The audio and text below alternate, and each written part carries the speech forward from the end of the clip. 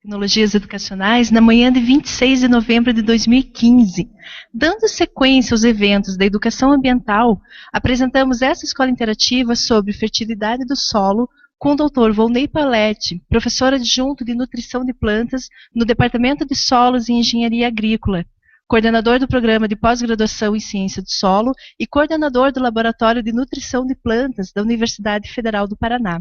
Na mediação, contamos com Marco Antônio Queiroz e Maureen Martim Lobo, técnicos pedagógicos do Departamento de Educação Básica. Participem enviando suas dúvidas e comentários. Eu, Darice Zanardini, junto com Célia Sochas, que realizamos a mediação técnica desse evento e damos as boas-vindas a vocês. Volney, agradecemos a sua disposição e a ti passamos a palavra. Obrigado, Darice. Olá a todos. Então, hoje nós vamos abordar o tema fertilidade do solo em aproximadamente 40 minutos. É um tema que a gente poderia falar alguns dias, né? Então, a gente vai simplificar, vamos falar rapidamente e espero que daí no tempo final vocês enviem as perguntas para esclarecer alguma dúvida que tenha ficado. Bom, então, a fertilidade do solo, ela estuda a capacidade do solo em suprir os nutrientes necessários ao desenvolvimento das plantas. Então, ela estuda a interação, como que o solo fornece os nutrientes, o que acontece com os nutrientes no solo, como que é a relação desses nutrientes com a raiz, qual a interação entre eles, se isso prejudica ou não a nutrição da planta, o crescimento da planta, né?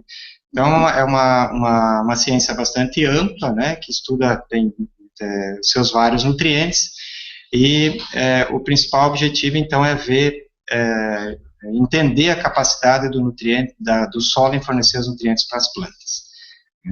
O que é um solo fértil, então? O solo fértil é aquele que tem grande reserva de nutrientes, de forma balanceada e que garante o adequado crescimento das plantas durante o longo período de tempo. Então, tem que ter uma quantidade de nutrientes suficiente para que garanta o bom crescimento, que não haja restrição ao crescimento das plantas. E uma outra característica de um solo fértil é que ele não possui elementos tóxicos para as plantas em quantidades que diminuam o seu crescimento. Então, a gente entende e conhece que na fertilidade do solo e também na nutrição de plantas, a planta ela pode absorve os nutrientes, mas também absorve outros elementos que não são essenciais para ela.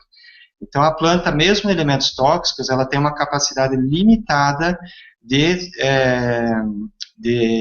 limitar essa absorção de nutrientes. Então, às vezes, ela absorve nutrientes em quantidades tóxicas ou até elementos que não são necessários para ela. Então, ela consegue, com algum artifício, controlar parcialmente a entrada desses elementos na planta. Essa reserva de nutrientes, a gente pode ver até na imagem, que é um experimento que a gente faz no programa Solo na Escola, para mostrar para os alunos e professores, né? Essa reserva de nutrientes do solo, ela depende muito das cargas que esse solo tem. Então, tem as cargas negativas, que é a capacidade de troca de cátions, e a capacidade de troca de ânions, ou CTA, que são as cargas positivas. Cargas negativas, então, atraem íons ou elementos com cargas positivas. Então, as cargas negativas, o CTC, vai ser a reserva, vai significar reserva de íons catiônicos, que são importantes para as plantas, os nutrientes catiônicos. E as cargas negativas, íons aniônicos, né? Nessa imagem, a gente vê aqui uma amostra de solo, né? E uma bateria, é um experimentozinho bem simples, uma bateria com cabo de cobre, né? Com o polo positivo e o polo negativo, né? Quando a gente coloca esse solo que tem cargas negativas, que tem CTC, em contato com os dois polos, esse solo vai se aderir às cargas positivas, mostrando então que ele tem cargas negativas presentes no solo. Essa capacidade de troca ela é muito importante porque ela dá uma dimensão do potencial do potencial que esse solo tem de armazenar e fornecer nutrientes para as plantas. Então, vamos imaginar um solo com baixa CTC, que é o caso aqui do exemplo à esquerda, aqui, à minha esquerda. Então, solos com pouca carga vai ter uma capacidade de reter os nutrientes temporariamente, uma capacidade pequena de reter os nutrientes. Então, são uma pequena quantidade disponível para as plantas. Solos do lado direito, solos com maior CTC, eles têm uma capacidade maior de reter esses nutrientes. E aí, reter temporariamente e fornecer esses nutrientes à medida que as plantas vão precisando. O que isso significa no aspecto geral, né? Então, a gente vê solos com baixa CTC, geralmente são solos arenosos, por exemplo, que tem pouca carga. A areia, ela tem pouca carga. Então, para quem conhece o estado do Paraná, aqui perto da Vila Velha, nós temos solos bem arenosos, né? Esses solos têm uma CTC baixa, consequentemente, no geral, com baixa fertilidade, com baixo teor de nutrientes. Então, a gente percebe na região uma vegetação mais rasteira, menos exuberante. Se vai para o oeste do Paraná, extremo oeste do Paraná, ou aqui na região de Curitiba, o solo já tem uma CTC maior, são solos mais argilosos, com mais matéria orgânica, com uma CTC maior capacidade de retenção de nutrientes. Então, normalmente acontece isso, e aí você percebe uma vegetação mais exuberante, o solo suporta plantas maiores que naturalmente têm uma demanda maior de nutrientes. Uma pergunta interessante, os solos do Brasil são férteis ou não? Então, nós temos que os solos do Brasil, em geral, são solos ácidos e muito pobres, então eles não são férteis. A agricultura brasileira, ela se desenvolveu geometricamente a partir do momento que os pesquisadores conseguiram entender como que funciona a química do solo e como a gente consegue manejar a fertilidade ou como a gente deve manejar a fertilidade, que a gente vai debater um pouquinho durante a aula, né? Então, os nossos solos, em geral, são solos pobres e nutrientes e são solos ácidos. Por que acontece isso?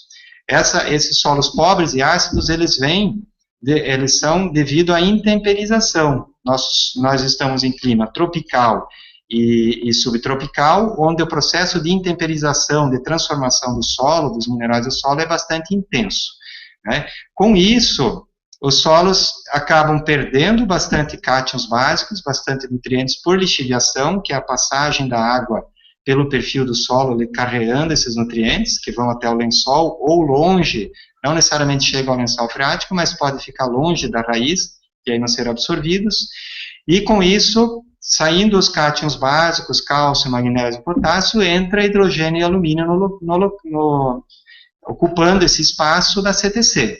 O hidrogênio e alumínio são elementos ácidos, não são interessantes para as plantas, especialmente o alumínio, né? Então, aqui um exemplo de solos coletados, um solo bem intemperizado e um solo pouco intemperizado. Então, no solo pouco intemperizado, nós temos predomínio de cálcio e magnésio, e temos pouco hidrogênio e alumínio. Então, esse solo pouco intemperizado, ele está próximo do material de origem, ainda tem muita contribuição dos nutrientes que vêm do material de origem. O solo muito intemperizado é aquele que já passou por processo de lixiviação, de transformação dos minerais, a gente já percebe baixo teor de cálcio e magnésio, e sendo substituído, então, pelo hidrogênio e pelo alumínio. Obviamente, não é o mesmo solo, então, as cargas mudam um pouquinho, né? Mas a gente percebe a predominância de hidrogênio e alumínio, que não são interessantes para as plantas, né? Especialmente o alumínio, em substituição ao cálcio e ao magnésio. Por que ocorre essa acidificação e perdas, né, de bases do solo? Bases são os íons básicos, cálcio, magnésio, potássio, sódio, né, basicamente. Então, a gente, ilustrando aqui, nós temos uma CTC, né, os colóides do solo, argila, matéria orgânica. Essa CTC são cargas negativas que retêm os íons catiônicos, com cargas positivas, né, e esses íons estão em equilíbrio com a solução do solo, e é da onde a planta absorve os nutrientes. Esses nutrientes em solução, eles podem ser perdidos por erosão, que é a retirada do solo pelo processo erosivo, normalmente hídrico aqui no Brasil, né, que é a erosão, a água correndo na superfície do solo, ou por lixiviação, que é o deslocamento em profundidade até onde a raiz não alcance mais esse nutriente, ou até chegando ao lençol freático. E também em áreas produtivas pela colheita. Então, se a gente imaginar que a planta cresce e se desenvolve sobre um solo, ela vai absorver os nutrientes essenciais para ela, Esses nutrientes, parte fica na planta, que não é colhida, não é retirada na lavoura, mas parte vai para o alimento, para os grãos, para as folhas que a gente vai consumir. Esse alimento é retirado da lavoura, do local de produção, com isso estamos tirando desse local os elementos básicos. E aí, no lugar deles, entra o hidrogênio e alumínio. Então, nas áreas produtivas, você tem que estar constantemente preocupado com a fertilidade, porque além dos processos naturais, você tem também a retirada de nutrientes pela colheita. Isso ocorre também para os ânions, né, para os íons aniônicos, também que a planta absorve, né? Então, do mesmo sentido. Então, a adição de hidrogênio faz com que essa adição de hidrogênio pode ser por chuva, né, por chuva ácida, por reações químicas, né, que vêm da decomposição, naturais, que vêm da decomposição da matéria orgânica, por exemplo, e também através de adubos. Então, quando a gente aplica adubos, dependendo do adubo, também pode provocar acidificação. Né. Então, aqui para ilustrar, né, nós temos os íons retidos na CTC, hidrogênio, alumínio, cálcio, magnésio e potássio. A lixiviação ocorre para cálcio, magnésio e potássio primeiro, permanecendo hidrogênio e alumínio, né? E com isso, baixa o pH, diminui o pH, o ambiente fica mais ácido, né? E também a prevalência de alumínio, que é tóxico para a planta. A planta consegue, algumas espécies conseguem se proteger um pouco desse alumínio. O hidrogênio não é tão preocupante, é mais o efeito no pH, que daí tem outros efeitos, mas não exatamente o efeito do hidrogênio. Mas o alumínio, ele pode, a planta absorvendo, pode ser tóxico, a gente vai ver posteriormente algumas imagens, né? Por que o hidrogênio e o alumínio ficam no solo e o cálcio, o magnésio e o potássio saem primeiro? Porque existe um termo que a gente chama de série heliotrópica, que é a preferência dos elementos, dos íons, com a CTC do solo, pela CTC do solo. Então, o hidrogênio e o alumínio têm uma preferência maior pela carga do solo do que o cálcio, magnésio e potássio. Nessa sequência, hidrogênio, alumínio, cálcio, magnésio e potássio. Então, se houver chuva, se houver passagem de água pelo perfil, quem sai primeiro é o potássio. Antes dele, inclusive, o sódio, né? Tanto que o sódio, ele é facilmente lixiviado. Depois o potássio, depois o magnésio, depois o cálcio, depois o hidrogênio e o alumínio. Então, o hidrogênio e o alumínio, eles ficam na CTC, retidos, são íons ácidos, e isso pode ser preocupante, dependendo dos níveis que isso ocorre. Né? Essa preferência pelas cargas tem a ver com a carga. O alumínio tem carga 3+, então ele tem uma atração maior pela carga negativa, ou pelo raio iônico. O hidrogênio, apesar de ter uma carga, ele é muito pequeno, então ele tem uma proximidade muito grande com as cargas do solo, por isso que eles ficam retidos. Então, a acidificação e a perda de base, esse processo a gente pode verificar se a gente olhar uma análise de água mineral. Né? Na água mineral tem lá os elementos e tem os íons, né? O cálcio, o magnésio, o potássio, sódio, que vem da onde? Normalmente vem do solo. Então, a passagem da água pelo perfil do solo, né, carrega esses nutrientes para os lençóis, e isso a gente pode perceber, então, nessa água que a gente está consumindo. Colheita e erosão, aqui para exemplificar a erosão, né,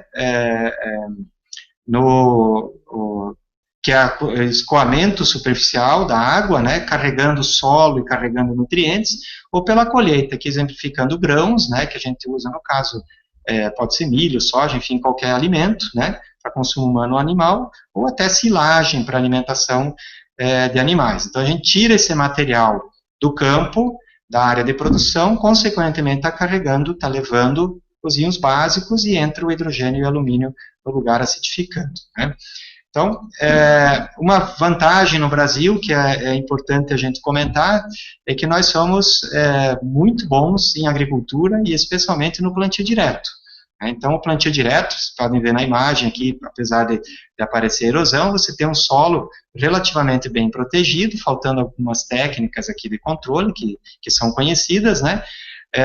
E protege bastante o solo, recicla nutrientes, isso muda bastante, aumenta muito a eficiência da aplicação dos adubos e dos corretivos que a gente vai ver adiante. Então, essa é uma grande coisa para a agricultura brasileira. Né?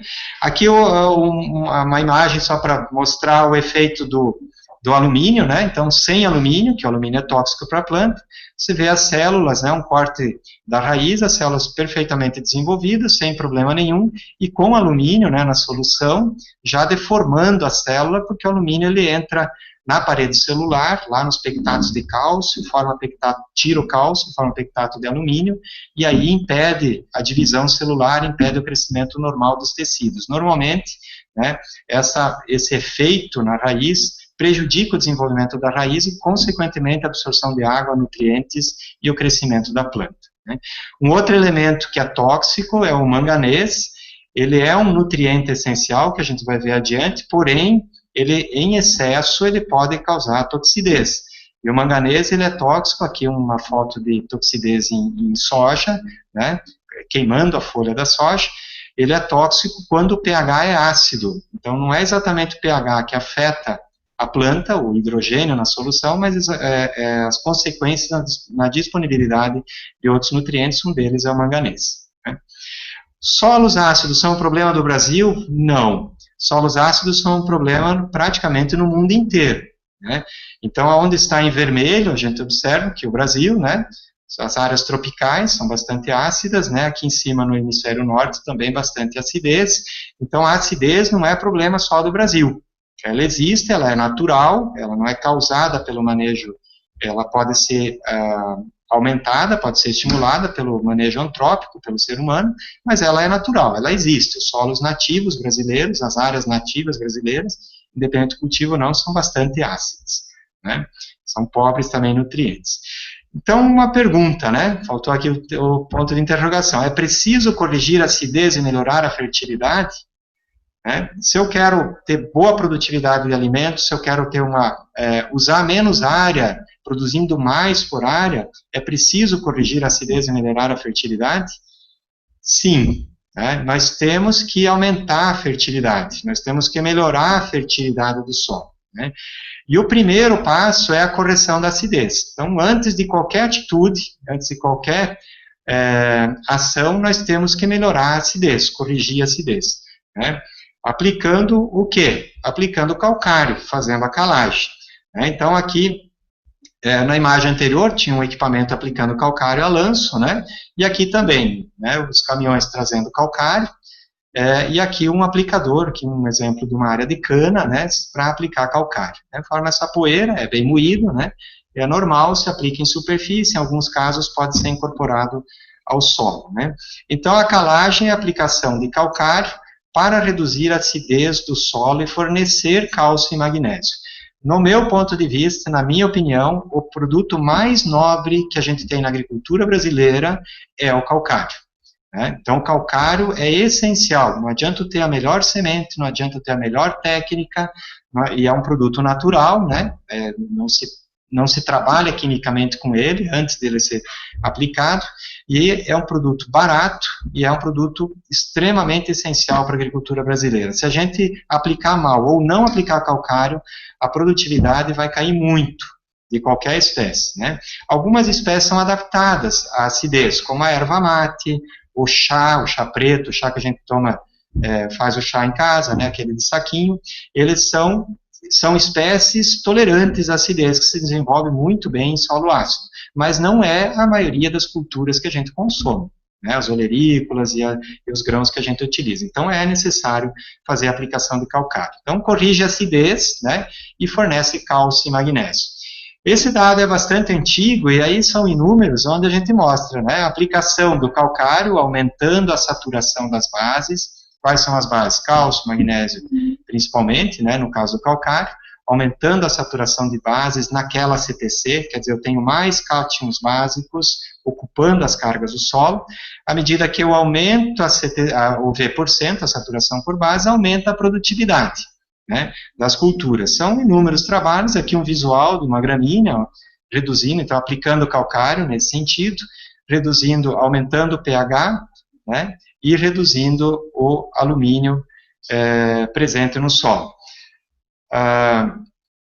Aqui a extração, da onde que vem esse calcário, né, umas imagens mostrando uma mina de calcário. Então aqui à esquerda uma mina de calcário, ela sendo explorada, né? Essa parede aqui do mineral, vocês conseguem ver à direita aqui, ela se dinamita, ela é quebrado. Depois tem o trator, aqui normalmente nas mineradoras tem isso, uma esfera de metal que é jogado sobre os blocos maiores, né, após a explosão, para virar um material que seja possível moer, né? Então, tem que ter um diâmetro possível de ser moído, que vai para o moinho, e ele é simplesmente moído e vai para aplicação na lavoura, não tem mais nenhum outro tratamento, né? Então, aqui um exemplo de uma mina um pouco maior, né, jamais explorada, os paredões de calcário, um depósito natural, aqui explodindo, né, fazendo a detonação, para depois recolher e moer, né? O calcário, além da agricultura, né, ele é usado também para fabricação de tintas, para fabricação de borracha, até como cosmético, né, ele é utilizado também. Então, obviamente, as empresas especializadas nisso vão separar dentro dessa mina toda, que ela é bastante heterogênea, as regiões mais interessantes para determinada finalidade, né. O uso maior tem sido, em termos de volume, para a agricultura mesmo. Da onde que vem esse calcário? Então, aqui tem um ciclo, né, do calcário, mas vamos prestar atenção mais aqui embaixo, né, onde você tem o efeito aqui, onde que ele se deposita, né, no mar, né, a precipitação dos carbonatos de cálcio e magnésio, ou o depósito, né, de exoesqueleto de invertebrados, né, conchas especialmente. Então eles depositam, e por que e esse calcário que a gente viu ali, ele está no continente, né, não está no mar. Por que aconteceu isso? Em função da movimentação da crosta, que trouxe esses depósitos para a superfície, né? Então, é um depósito marinho, onde você tem a precipitação de carbonatos ou depósito de material de origem animal, né?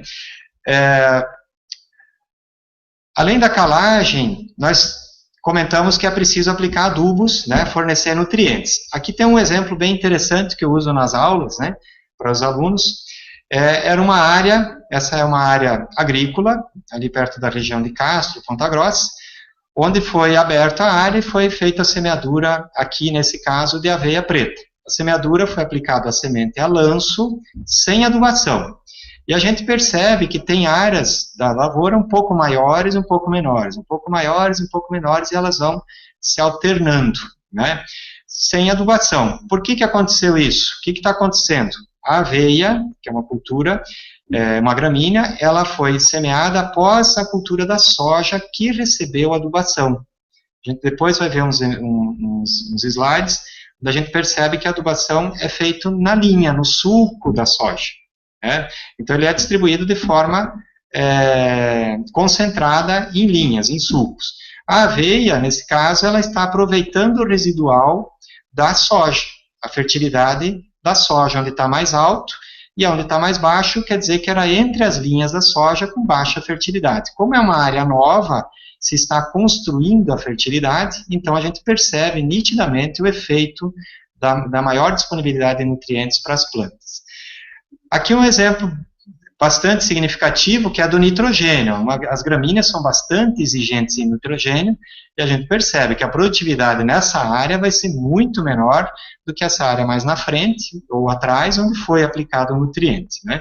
Então, a gente tem uma dependência muito grande das plantas em relação no caso do nitrogênio, especialmente ainda quando a gente fala agronomicamente. É um nutriente talvez com maior resposta que a gente tem em área já da agricultura antiga. E aqui, alguns já conhecem, né, o morango em substrato. Então a gente faz a fertirrigação, aplica os nutrientes no substrato, esse substrato simulando o solo, ele retém água, retém nutrientes, mas a gente está fazendo a aplicação do nutriente em solução. Então a gente pega os adubos, né, dissolve eles em água e aplica no substrato para as plantas se desenvolverem com altíssimas produtividades em área bem reduzida. Então, com a adubação, a gente consegue reduzir o uso de áreas, nós não precisamos abrir tantas áreas nativas para cultivar se a gente tiver uma alta produtividade, né? E aí a gente usa adubos e fertilizantes, né? Aí tem aqui embaixo, ó, adubos minerais ou sintéticos e adubos orgânicos. É bastante comum a gente usar o termo adubo químico. Adubo químico, ele não é um termo adequado, ele não por que não é adequado? Tudo que está no adubo mineral ou sintético é químico, tudo que está no adubo orgânico é químico também. Né? Então, são componentes químicos que fazem parte de um composto orgânico ou que fazem parte de um composto mineral, de um adubo mineral. Então, o certo é adubo mineral ou sintético e adubo orgânico. Né? O adubo mineral ou sintético, mineral por quê? Porque vem de minério, né? Da mineração. E sintético porque ele pode existir na natureza, mas não está de forma concentrada que eu consiga colocar um trator ou fazer uma lavra e produzir esse adubo, esse fertilizante. Então, o exemplo bem típico é a ureia, são os adubos nitrogenados. Da onde que vem esse adubo nitrogenado? Vem do ar. Eu pego o nitrogênio do ar, transformo ele, sintetizo ele e produzo a ureia, produzo o nitrato de amônio e assim por diante. A gente vai detalhar um pouquinho mais. Já o adubo orgânico, então ele vem ou de estercos, de resíduos orgânicos, ou de compostagem, a própria resíduo que sobra na nossa casa, se eu colocar no minhocário, eu vou produzir um adubo orgânico que pode ser perfeitamente fonte de nutrientes para a horta ou para as plantas que eu estou cultivando. Então, os nutrientes que tem tanto no adubo mineral sintético quanto aqueles que tem no adubo orgânico, eles têm exatamente a mesma função na planta. Não é porque eu apliquei um adubo mineral que eu vou ter um produto nutricionalmente melhor do que se eu aplicar o adubo orgânico. Por quê? Porque o nutriente tem que sair do adubo mineral, ir para a solução do solo para a planta absorver. O nutriente tem que sair do adubo orgânico e ir para a solução do solo para a planta absorver. E o nutriente que a planta absorve, a forma desse nutriente que a planta absorve é exatamente a mesma. Se sair o nitrogênio do adubo orgânico, vai para a solução do solo, vai virar nitrato ou amônio para ser absorvido. Se eu jogar ureia, esse nutriente vai sair da ureia, vai virar nitrato ou amônio também para ser absorvido. Então, o nutriente que a planta absorve é o mesmo, a forma com que ele é absorvido. Então, não muda muito. A agricultura orgânica e a agricultura convencional podem mudar nos aspectos de qualidade do produto em termos de contaminação. Né? Você pode ter contaminação por produtos químicos, se for mal usado na agricultura convencional, mas pode ter contaminação por coliformes fecais, por exemplo, adubação orgânica, se for usada uma água contaminada. Né? Então, o adubo ele pode ser aplicado aqui, que eu comentei anteriormente, no sulco, é bastante comum, né? No sulco de semeadura, vai aplicando a semente e o adubo ao mesmo tempo. Ele pode ser aplicado a lanço, essas caixas aqui é só para regular o equipamento, né? Então, às vezes, você está andando perto, próximo de lavouras, você vê o equipamento passando e aplicando algum adubo ou calcário e assim por diante. Pode ser líquido, ainda a gente usa muito pouco, né, o adubo fluido no Brasil. Espero que um dia a gente use mais, porque é uma facilidade enorme, a distribuição é mais uniforme, e isso agregaria muito, economizaria muito para a agricultura brasileira, mas hoje ainda é muito pouco. Olha o efeito do fósforo, né, uma área nativa, uma área sem cultivo, e adubando com fósforo. Então, veja o efeito desse nutriente na produtividade, nesse caso aqui do azevém. É uma coisa extremamente significativa. Aqui sem adubo por 6 anos, e aqui aplicando adubo orgânico e mineral, né, num experimento, né, montado com área de silagem. Então, veja, a produtividade é muito menor aqui do que nessa condição adubada. Né. Efeito do potássio, sai de 500 quilos por hectare no rendimento aqui da soja para 3.000 quilos por hectare. Então, você tem um efeito de 6 vezes, né, o aumento do rendimento. Então, se ganha, diminui, não precisa aumentar tanto a área para ter a mesma produtividade. No milho também, com aplicação de nitrogênio e assim por diante. Então, a gente percebe que os adubos têm um efeito bastante significativo na produtividade. É preciso aplicar todos os nutrientes? Então, a gente vê que não necessariamente. Né? Então, nós temos 17 elementos essenciais para as plantas, ou seja, sem esses nutrientes, a planta não completa o ciclo. Né? Então, quais são eles? O carbono, hidrogênio e oxigênio, né? Que eles vêm da água ou do ar, ou são fornecidos pelo solo, né? Que são 14 nutrientes. Então, nitrogênio, fósforo, potássio, cálcio, magnésio e enxofre, ferro, manganês, cobre, zinco, níquel, boro, molibdênio e cloro. Então, eles são exigidos em maior quantidade, e aí são chamados de macronutrientes. Tanto esses quanto o show aqui, carbono, hidrogênio e oxigênio. E micronutrientes são exigidos em menor quantidade. Mas, se faltar um micronutriente ou faltar um macronutriente, a produtividade vai diminuir. Tá? Aqui embaixo tem uma tabela das exigências, né, para os mamíferos. Né? E aí a exigência das plantas é diferente dos seres humanos, por exemplo, dos mamíferos. E aí existe uma linha na nutrição de plantas que estuda a biofortificação. O que é? Eu aplico um nutriente na planta para que ela transfira esse nutriente para o grão que eu vou consumir, o que o ser humano vai consumir, com isso eu fico melhor nutrido. É muito comum para zinco, para ferro e especialmente para selênio. Tem várias linhas de pesquisa com esses nutrientes, vários pesquisadores trabalhando com isso. Né? Então, em vez de eu comprar o elemento que foi enriquecido, eu já compro o alimento enriquecido artificialmente, ou após a industrialização, eu já compro o alimento lá da lavoura, enriquecido com aquele nutriente importante para nós, para o ser humano. Né? Essa tabela mostra aqui a exigência macronutrientes, né? Em cima aqui é quilos para produzir uma tonelada de grãos, e micronutrientes, gramas para produzir uma tonelada de grãos. Então, a única diferença é a quantidade exigida pela planta, né? Mas todos eles são essenciais. E aí, quem rege isso é a lei do mínimo, a lei do barril, a lei de Liebig, né? Então, o que significa isso? Aquela nutrição equilibrada. Lembra lá no conceito do solo fértil, né? Que tem que fornecer os nutrientes de forma equilibrada. Então, se faltar um nutriente, ele é que vai limitar a produtividade, porque eu posso suprir bem os outros, mas a produtividade vai vazar, né? Vai escapar porque está faltando um determinado nutriente essencial. Por isso a lei do barril, né? Uma tábua estando muito baixa, ou faltando esse nutriente, você tem queda, você não consegue atingir o máximo de rendimento.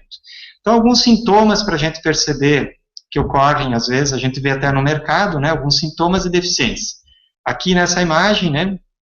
A deficiência de cálcio, a queima a borda, eu já vi isso no mercado, talvez vocês tenham visto também, queima a borda da folha, por deficiência de cálcio. Então, a exigência é muito intensa, o agricultor tem que se preocupar com isso. Esse é trabalho feito com os alunos lá na graduação, né? Deficiência de potássio em rabanete. Olha o que acontece com a folha, né? Nas folhas mais velhas, porque o potássio ele é bastante móvel na planta, então ele vai garantindo a folha nova em prejuízo da folha velha, que interessa menos para a planta. Nitrogênio também é móvel, ó, nessa planta, as folhas velhas vão morrendo, a planta vai tirando esse nitrogênio da folha velha e mandando principalmente para sustentar a espiga, que é o grão, que é a reprodução, né?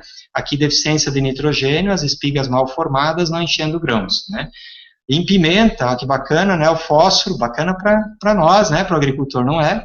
O fósforo, a planta bem menos desenvolvida, né? Até o pessoal que trabalha com bonsai diz que trabalha com baixo fornecimento de fósforo para a planta justamente crescer menos e as folhas crescerem menos, né? Fica um verde bem intenso, menos frutos, né? Se percebe bem menos frutos do que a completa com todos os nutrientes. Deficiência de potássio em tomate, má formação do fruto nas folhas, né? Deficiência de cálcio em tomate, né? Isso é bastante comum, preocupante para os agricultores, que têm que tomar atitudes. E maçã, quem não comprou uma maçã e às vezes vai descascar, parece que tem uma esponjinha embaixo da casca, né? Essa esponjinha pode ser deficiência de cálcio na época de enchimento, de crescimento do fruto. Então, às vezes, a gente percebe isso no mercado. O que determina quanto de calcário e de adubação a análise de solo. Então, a gente tem técnicas já bem de como coletar, de como analisar, para definir quanto que eu preciso aplicar de calcário, quanto que eu preciso aplicar de nutrientes para cada cultura, né? Então, de onde vêm os fertilizantes, os adubos, né? Então, a gente vai falar rapidamente, aqui um produtor preparando para aplicar adubo balanço, né? Com um saco de adubo que veio da indústria e jogando no equipamento, né? Então, pode ser os adubos orgânicos, que são resíduos, são estercos, né? Que eles são utilizados, são fontes de nutrientes. O que muda um pouco é que o adubo orgânico, ele precisa um pouco mais de tempo para ser liberado, tem que haver decomposição para os micro-organismos para ser liberado. E os adubos minerais, né? Então, mineral vem de mineração, fósforo e potássio, né? Então, tem a indústria de mineração, ela causa um impacto, não tem jeito, eu tenho que cavocar, tenho que tirar esse mineral do solo, para atacar com um determinado, fazer um tratamento químico com ácidos ou com alta temperatura, né, para tornar esses nutrientes que estão na rocha disponíveis para a planta. E aí eu produzo os adubos que são aplicados na lavoura, né? As reservas de potássio, aqui vem os dados que podem preocupar um pouquinho, né? As reservas de potássio estão no Canadá, Rússia, Alemanha, principalmente, né? O Brasil tem muito pouca reserva de potássio, recentemente foi descoberta uma lá na Amazônia, né? Essas reservas de potássio, que pode ajudar, mas não vai tornar o Brasil autossuficiente. Essas reservas de potássio, elas são geralmente muito profundas, 800 a 1.500, 1.400 metros de profundidade. Por quê? Porque elas são de lagos antigos, né, pelo movimento da crosta, separou a água do mar em lagos, essa água evaporou, veio sedimento sobre essa reserva, esse corpo de potássio, né, nesse caso aqui do potássio, e aí a gente está lá, o corpo de potássio, a gente tem que cavocar para buscar esse mineral, né. A mais usada é a silvinita, por isso que ela é vermelhinha, né, tem aqui uma coloração, principalmente pelo depósito de óxidos de ferro, né, que deixa ela vermelha, né. Aqui uma mina lá embaixo, né, e a reserva mundial de fósforo está lá, mais principalmente no norte, norte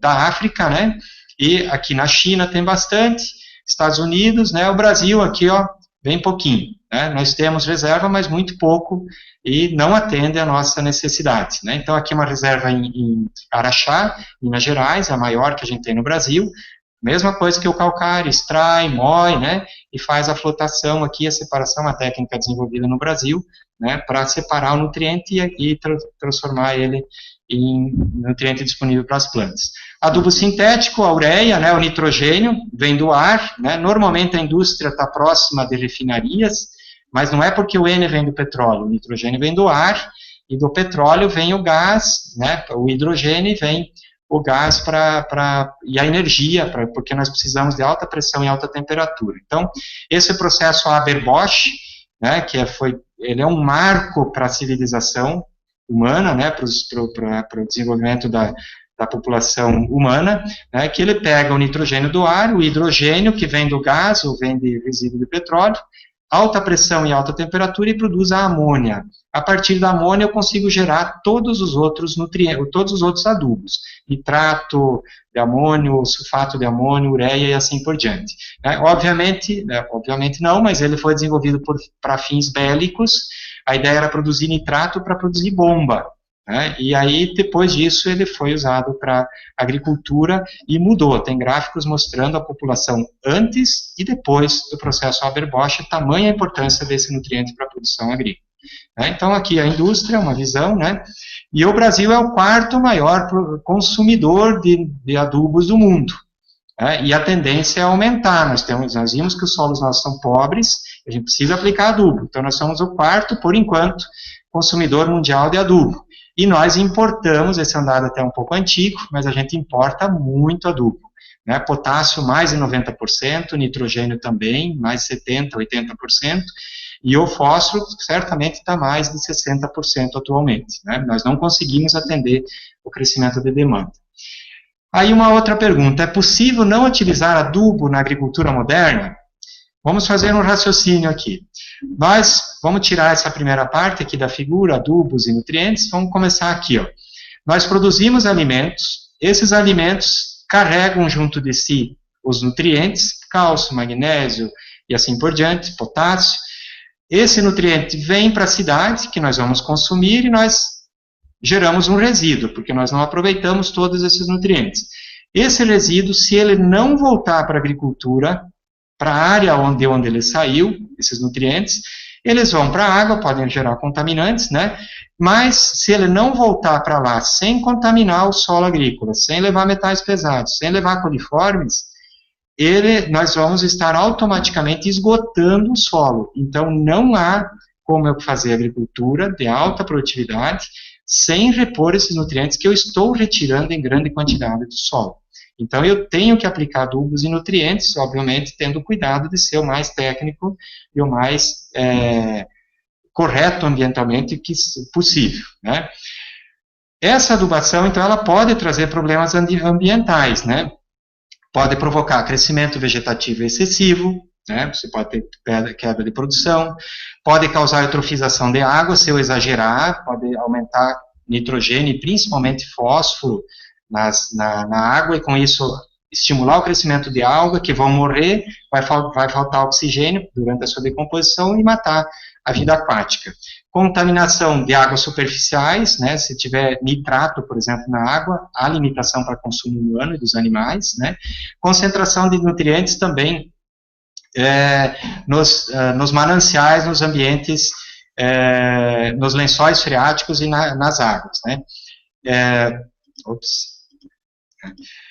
Aqui uma foto mostrando eutrofização, né, então a água verde, quer dizer, crescimento desordenado de algas, isso é um problema, aqui novamente também, pode ter vindo por erosão ou por depósito direto dos resíduos na agricultura, na água, como é o caso aqui, né, então jogando esgoto direto na água, que vai enriquecer e com isso favorecer o desenvolvimento de algas, e aí causar o problema de eutrofização, contaminação das águas. Então, era isso, e só queria realçar que esse ano nós temos o prazer de estar passando pelo Ano Internacional do Solo, declarado pela ONU, né, pela FAO, e no dia 5 de dezembro próximo agora, nós vamos comemorar o Dia Mundial do Solo, né, então existe essa preocupação de que o solo é a base para a sustentação de quase tudo, dos prédios, das lavouras, da produção de alimentos, né, das pessoas, das rodovias, enfim, ele é bastante importante que seja preservado. E no dia 5, nós aqui de Curitiba vamos estar com um grupo de estudantes da pós-graduação no Parque Barigui fazendo a divulgação, alguns exercícios vindo do programa Solo na Escola, né, alguns experimentos para mostrar a importância do solo para a sociedade. Uma referência que a gente recomenda, que está disponível no site do Projeto Solo na Escola, né, é esse O Solo no Ambiente, no Meio Ambiente, que tem as várias informações e alguns exercícios sobre isso. Obrigado. Se tiverem algumas perguntas, estou à disposição. Professor, agradecemos sua explanação. Então, temos algumas questões. A primeira, durante a sua fala foi dito, então, que o solo no Brasil, em geral, ele é pobre, devido ao intemperismo. E no estado do Paraná, qual solo podemos considerar como sendo mais fértil? A gente tem o Paraná é bem interessante em termos de solo. A gente tem tem o primeiro Planalto, tem a planície litorânea, primeiro Planalto, que é aqui em Curitiba, o segundo Planalto, que é indo para Ponta Grossa, né, e o terceiro Planalto, que é lá indo para Foz do Iguaçu, a partir de Guarapuava. São solos bastante distintos, né. Quais são os solos mais férteis que a gente tem? No Paraná são os solos eutróficos próximos de Londrina, Maringá. São solos de origem de basalto, e eles, em todo o seu perfil, eles praticamente não exigem aplicação de corretivo, não exigem aplicação de calcário em função de ter pH e saturação por base adequado. Aí você vai um pouquinho mais para o norte, lá no Arenito, você já tem um dos solos mais complicados, mais pobres, mais lavados, e mais suscetíveis ao manejo, então você tem que ter um cuidado maior também no manejo dele para não ter problema com erosão. Então os mais férteis estão próximos ali da região de Londrina, Maringá, no norte do Paraná. Em relação à horta na escola, a horta escolar, quais produtos naturais podem ser utilizados para reposição de nutrientes? E também para manter o solo da horta na escola, quais técnicas podem ser adotadas? No caso de uma horta, você pode utilizar resíduos de alimentos, né, ou qualquer resíduo orgânico disponível, e aí pode-se trabalhar com minhocultura, transformar esse resíduo em humus, o que é bem interessante. O humus, você transforma o nutriente de um material orgânico para uma forma praticamente disponível para a planta, então ele tem um efeito rápido, né. Você pode trabalhar com compostagem, usar esses mesmos resíduos com algum material mais fibroso e produzir composto, e após um determinado tempo, você pode utilizar na horta, né, e produtos naturais, assim, poderia ser estercos, né, estercos de animais, se tiver próximo, se tiver, às vezes, dependendo da escola, às vezes tem produção de animais, algum técnico agrícola, alguma coisa, você pode utilizar esse esterco direto no canteiro, né, ou fazer a compostagem também. Assim, em grande escala, a gente tem, além dos estercos, tem os fosfatos naturais, reativos, que são fosfatos que que não precisam necessariamente daquele tratamento químico para disponibilizar os nutrientes. Esses fosfatos se encontram, as mesmas empresas que vendem os adubos minerais, eles também têm esses fosfatos naturais reativos. Não são todos os fosfatos naturais que podem ser utilizados.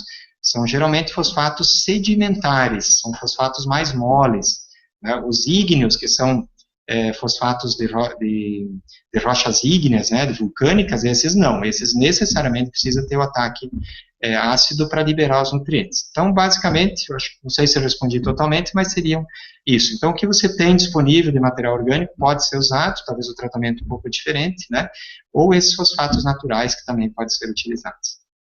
Em relação à extração de adubo mineral, isso pode causar algum problema ambiental? E no Brasil existem exemplos de extração inadequada?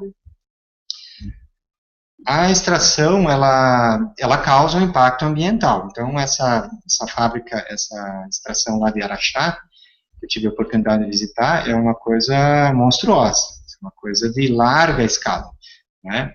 E eu entendo que não tem outro jeito se eu quiser produzir o fertilizante. Tem uma aqui em Cajati também, próximo aqui de Curitiba, na divisa com São Paulo, também é menos expressiva, mas também você tem que modificar o ambiente, né?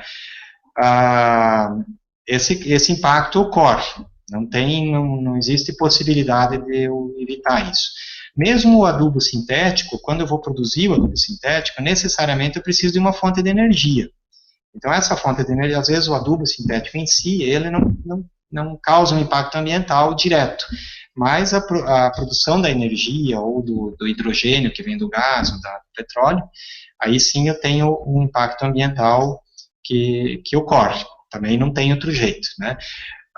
Em relação à extração, algum ambiente que possa estar inadequado, possivelmente tem. Eu não conheço, porque eu não tenho essa prerrogativa, a gente não faz esse tipo de trabalho, mas possivelmente tem alguma extração que possa estar provocando um impacto além daquele necessário, né?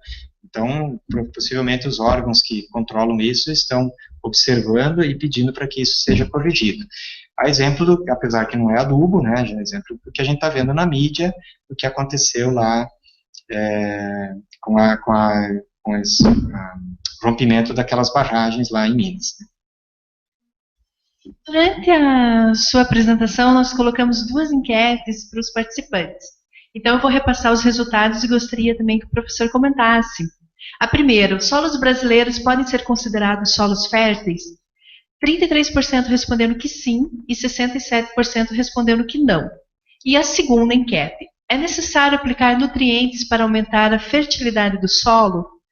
87% respondendo que sim, pois o solo não os produz suficientemente, e 13% respondendo que não, pois são fornecidos pelo solo água e ar. Então, a primeira pergunta, né, então os solos nossos, no geral, não são férteis, né? Então, a gente tem exceções, como é o caso dos solos de Londrina, Maringá, alguns solos de várzea, que naturalmente foram recebendo a contribuição da encosta, né, e depositando esses nutrientes, mas normalmente alguns solos no Rio Grande do Sul, mas geralmente eles são inférteis, têm pouca fertilidade, né? Então a gente tem que corrigir. Então quem respondeu que ele é de baixa fertilidade está certo, né? Nós temos que corrigir. O Brasil ele desenvolveu a agricultura recentemente, em função de necessidade de muita pesquisa. Nossos solos eles tinham, em relação ao clima tropical, muito parecido, mas em relação aos países mais desenvolvidos em termos de técnicas de agricultura, eram solos muito diferentes. Então o Brasil teve que desenvolver por si, né, muito da tecnologia que é aplicada hoje. Então, agora que a gente domina, nós estamos tendo produtividades, quando se aplica as técnicas, similares a qualquer outro país do planeta, né, e às vezes superiores, né, para as culturas que a gente mais utiliza. Então, necessariamente, a gente tem que aplicar, né, ou na forma mineral, sintética, ou na forma orgânica, mas a gente necessariamente tem que aplicar, né. A segunda pergunta é se é relacionada à aplicação, né? Se a gente precisa se a gente precisa ou não aplicar, né? Então, já respondendo parcialmente, a gente precisa porque o solo, por mais que haja o intemperismo, que é a liberação dos nutrientes que estão na rocha, no material de origem, para o solo, essa liberação ela é muito lenta, são milhões de anos, né? Tanto que a gente tem que nos preocupar e não perder o solo, por erosão, por contaminação, porque depois, para recuperar ele, é para muitas gerações, são milhões de anos, né? Então, essa reposição de nutrientes natural, mesmo sendo do ar, que possa haver por a próprio relâmpago, por exemplo, ele fixa nitrogênio, ele disponibiliza nitrogênio para o solo, que vai ser usado depois pelas plantas, né? Mas essa quantidade é muito pequena, ela não atende à demanda. E como nós temos que repor aquilo que nós estamos levando embora com a produção do alimento, nós necessariamente temos que aplicar esses nutrientes, repor eles, né? A água fornece, a chuva fornece um pouco de nutrientes, fornece o próprio solo, né? Mas o ar também, mas não é em quantidade suficiente para ter uma boa produtividade. Se eu estou lá na horta, eu tenho horta em casa, né? Eu não me preocupo muito com isso, porque eu não tenho a perspectiva de comercializar ou de viver daquilo. É um hobby, né? E eu consigo produzir bem com resíduos gerados pela própria família, como eu comentei antes, com compostagem ou com miocultura. Nós encerramos, então, as questões. Disponibilizamos no espaço do chat 2 endereços, da página da Educação Ambiental, disponível no portal Educação, no portal Dia a Dia Educação, e também a página do projeto Solos na Escola, que foi mencionado pelo professor Valnei. Professor, então, agradecemos a sua participação, a sua disposição em estar conosco. Agradecemos também aos demais participantes. Ok, eu agradeço também a oportunidade, né? Espero que tenha contribuído, né? E talvez a gente volte para uma outra oportunidade para esclarecer alguns pontos que ficaram pendentes, né? Isso é possível também. Obrigado.